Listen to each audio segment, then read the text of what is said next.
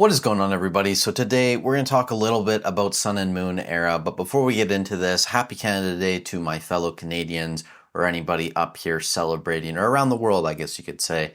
It was a great experience. We went out for pancake breakfast on Baker Street, which is the main street here in Nelson, then went down to the park, got some free cake. It was great as well. And I'm going to try and keep this video short as well, just because I have some stuff to do today and I also need some sleep. I just haven't been sleeping great. So I did want to talk a little bit about Sun and Moon era because a lot of these boxes are continuing to climb, especially the strongest sets like Team Up and Cosmic Eclipse.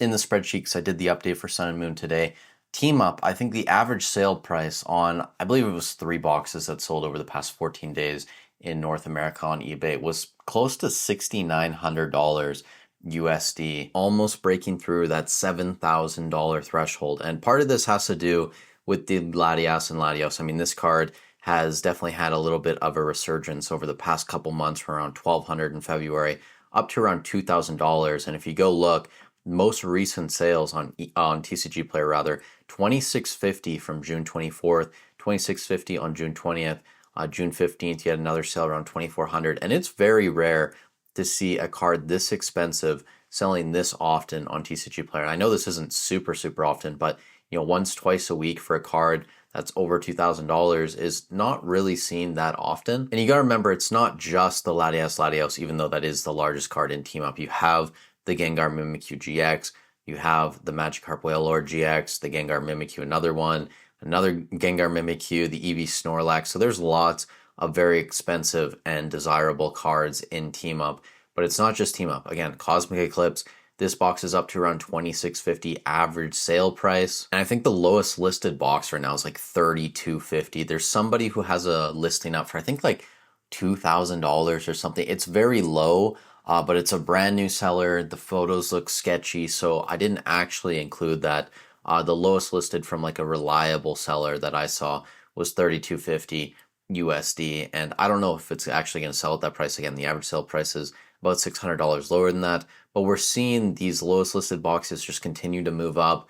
Even with Team Up, there's like only a couple boxes, or maybe it was even only one listing for Team Up below like a 20% leg. And outside that, I think you only had like 1 or 2 other listings over $10,000. So I don't think those will sell anytime soon, but they are up there.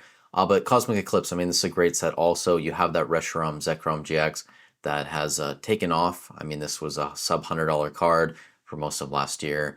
And then with Black Bolt, White Flare coming, this is up to mid 300s at this point. You can see most recent sales, 370, and that was from yesterday actually, and a few days before that, another one at 360. Unbroken Bonds and Unified Minds, we should talk about these a little bit. These aren't at $2,000 yet. I think average sale price on these was closer to like 1,700. And I would say these are probably like a tier below Team Up and Cosmic. I'd probably put those in S tier for Sun and Moon era. Unbroken Bonds, Unified Minds, those are going to be like your A tier sets.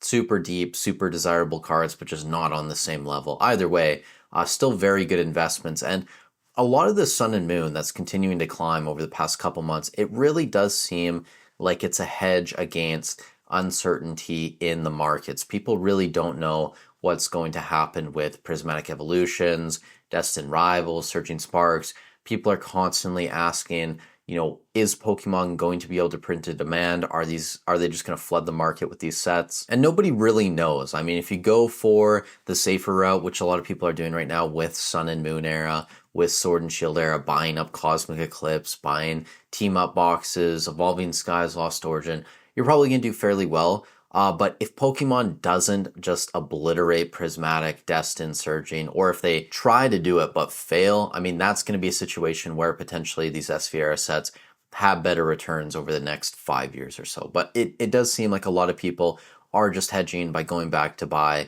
Sun and Moon era, Sword and Shield era. And these boxes, guys, are getting very expensive. I mean, these aren't $800 to $1,000 boxes like they were for most of 2024, 2023 type times. Obviously, Team Up was a little bit more expensive than all of these other boxes, and by a little bit, I mean a lot more expensive, but we're getting into the thousands range on most of these at this point. In fact, outside of like the first 4 sets of Sun and Moon era, which are very weak, like Base, Guardians Rising, what else do you have in there? Burning Shadows and Crimson.